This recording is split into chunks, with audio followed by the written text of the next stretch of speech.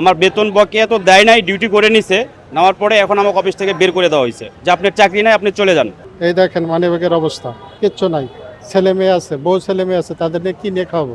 ওরা আমাদের দেশের মানুষ, ওদেরকে 22 মাস আপনাকে যদি না করে, আপনি যদি থাকেন ওখানে, এটা দায়ভারটা কে নিব ভাই? একটা পুরুষ মানুষের যখন চাকরি না থাকে, তার বউ বাচ্চা ছেলেপিলের কাছে দাম থাকে ভাই, আপনি বলেন। এদেরকে তো 22 মাস আগে এদেরকে না করে দেওয়া হয়েছে, তো এরা আছে কি জন্য? আমাদের এখানে আসার উদ্দেশ্য হচ্ছে গত 17 এপ্রিল মাননীয় প্রধানমন্ত্রীর সাথে আমাদের ইচ্ছে প্রোগ্রাম একটা অধিবেশন করে, সেখানে তাদের আপনার হচ্ছে গাড়ি এবং গাড়ির ফুয়েল, গাড়ির মেনটেনেন্স এবং হচ্ছে তাদের সিকিউরিটি নিয়ে কথা বলে, কিন্তু আমাদের ড্রাইভারদের নিয়ে কোনো কথা বলে না। আমাদের 22 মাস হয়েছে, আমাদের কোনো বেতন নাই এবং আমাদের চাকরির কোনো নিশ্চয়তা নেই। এখন আমাদের চাকরির স্থায়ী চাই এবং বকেয়া বেতন চাই। এই দেখেন মানিব্যাগের অবস্থা, কিচ্ছু নাই। ছেলে মেয়ে আছে, বউ ছেলে মেয়ে আছে, তাদের নিয়ে কি নিয়ে খাওয়াবো? এখন আমাদের চাকরি স্থায়ী চাই এবং আমাদের বকেয়া বেতন চাই। একটা পুরুষ মানুষের যখন চাকরি না থাকে, তার বউ বাচ্চা ছেলেপিলের কাছে দাম থাকে ভাই, আপনি বলেন। এই যে সংসার ধর্ম কি চালানো সম্ভব?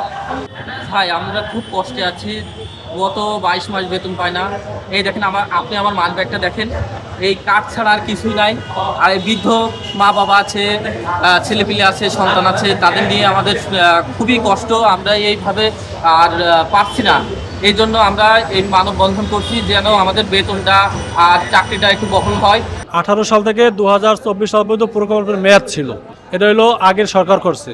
এরপর সরকার পতনের পর অন্তর্বর্তী সরকার আবার আমাদেরকে 2 বছর মেয়াদ বৃদ্ধি করছে। এখানে চাকরিচ্যুত হওয়ার কোনো সুযোগ, আমাদের কোনো চিঠি দেয় নাই।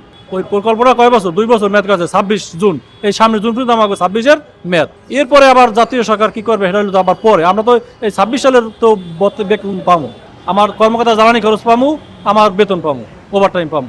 এই গাড়ির জন্য আউটসোর্সিং একটা প্রজেক্ট থাকে, একটা প্রজেক্টের মাধ্যমে নেওয়া হয়েছে। ওই প্রজেক্টটা হলো 5 তারিখের আগেই পান বন্ধ, আরও আইসে 5 তারিখ, এই প্রজেক্টগুলো বন্ধ, ওনাদেরকে না করে দিছে, সিটি দিয়া কর্তৃপক্ষ না করে দিছে।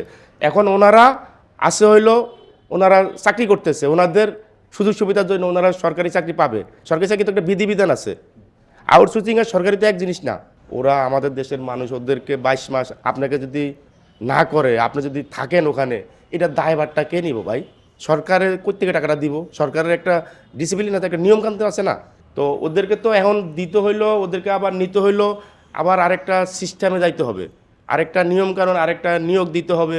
এবার আউটসোর্সিংয়ে দেখ আর রাজস্ব খাতে দেখ, এদের তো চাকরি নাই, এদেরকে তো 22 মাস আগে এদেরকে না করে দেওয়া হয়েছে, তো এরা আছে কি জন্য? আমরা আজকে প্রায় 23 মাস যাবৎ কোনো বেতন পাই না, কিন্তু আমাদের ফ্যামিলিগতভাবে আমরা অনেক কষ্টে আছি। বউ বাচ্চা নিয়ে টাকা পয়সা না থাকলে, বাজার করতে না পারলে বউ বাচ্চার গালি শুনতে হয়, বাচ্চা কাচ্চার লেখাপড়া না শিখাইতে পারলে, স্কুলের বেতন না দিতে পারলে মাস্টাররা স্কুল থেকে বের করে দেয়। আমরা এখন অনেক কষ্টে আছি ভাই, অনেক জ্বালা আছি। কিসের চাকরি করলাম? এই 8 বছর চাকরি করে যদি এই 2 বছর 2.5 বছর যাবৎ বেতন না পাই, আমাদের পেটের তো ভাত আছে, খাওয়াইতে হয়, বাচ্চাদের খাওয়াইতে, আমরা না খেয়ে থাকতে পারি 2 বেলা, বাচ্চাদের তো এগুলো বোঝে না ভাই, বাচ্চাদের খাওয়াইতে হয়। আমরা ভাই কষ্টে আছি, আমরা আমাদের এই 23 মাসের বেতন চাই এবং আমাদের চাকরি আমরা স্থায়ীকরণ চাই, আমাদের এই সরকারের কাছে আমার দাবি। উপজেলা স্বাস্থ্য কমপ্লেক্সে গাড়ি চালক হিসাবে 2 বছর বেতন পায় নাই, অথচ দপ্তরের কাজ করে গেছে রাত দিন 24 ঘন্টা। এখন যে অবস্থা দাঁড়িয়েছে, 2 বছর বেতন না পাতে ছেলেপিলের বেতন, লেখাপড়া, তাদের পুষ্টিকর খাবার, এসব কিছু না দেওয়াতে দিন দিন ছেলেপিলের মারা যাওয়ার মতন, নিজেও না খেয়ে মারা যাওয়ার মতন।